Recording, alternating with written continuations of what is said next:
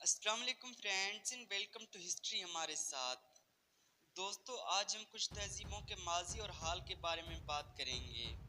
Number 1، Mesopotamia. دوستو Mesopotamia جسے اکثر تہذیب کا گہوارہ کہا جاتا ہے، دجلہ اور فرات ندیوں کے درمیان واقع ہے، جو آج کل کا عراق ہے۔ یہ ابتدائی انسانی تہذیبوں میں سے کچھ کا گھر تھا، جن میں سمیری، اکادی، بابلی اور اشوری شامل تھے۔ یہ خطہ تحریر، شہرکاری اور پیچیدہ معاشروں کی ترقی کے لیے جانا جاتا تھا۔ وقت گزرنے کے ساتھ یہ سرزمین مختلف سلطنتوں کا حصہ بن گئی، جیسے کہ سلطنت فارس اور بعد میں اسلامی خلافتیں۔ عراق کا نام 6ویں صدی میں ساسانی سلطنت کے دوران استعمال ہونا شروع ہوا اور 20ویں صدی کے اوائل میں سلطنت عثمانیہ کے زوال کے بعد یہ جدید ریاست کا سرکاری نام بن گیا۔ Number 2، Indus Valley Civilisation. دوستو وادی سندھ کی تہذیب دنیا کی ابتدائی شہری ثقافتوں میں سے ایک تھی، جو آج پاکستان اور شمالی مغربی ہندوستان میں 1900 سے 2600 BCE کے آس پاس پروان چڑھی تھی۔ موہنجو داڑو اور ہڑپا جیسے اپنے ترقی یافتہ شہروں کے لیے مشہور تہذیب نے تحریری فن تعمیر اور سماجی تنظیم کی ابتدائی شکلیں تیار کیں۔ وادی سندھ کی تہذیب کے زوال کے بعد اس خطے نے سلطنتوں اور حملوں کا ایک سلسلہ دیکھا، جن میں موریہ اور گپتا سلطنتیں اور بعد میں اسلامی خلافتیں شامل تھیں۔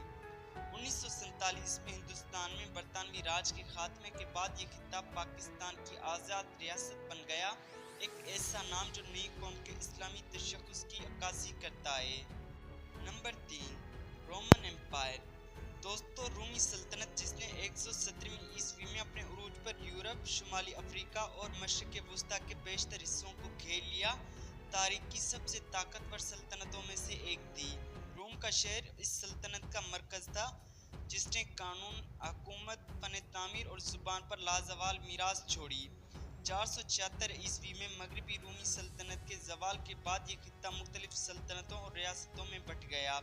اٹلی کی جدید قومی ریاستیں 19ویں صدی میں متحد ہو گئی تھیں، لیکن رومن میراث اس کے ثقافتی ورثے کا ایک اہم حصہ بنی ہوئی ہے۔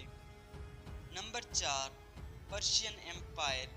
دوستو فارس جو ساسانی اور پارتھین جیسی سلطنتوں کی بھرپور تاریخ کے لیے جانا جاتا ہے، قدیم ترین تہذیبوں میں سے ایک تھی، جس نے فن، سائنس اور حکمرانی میں بہت زیادہ تعاون کیا۔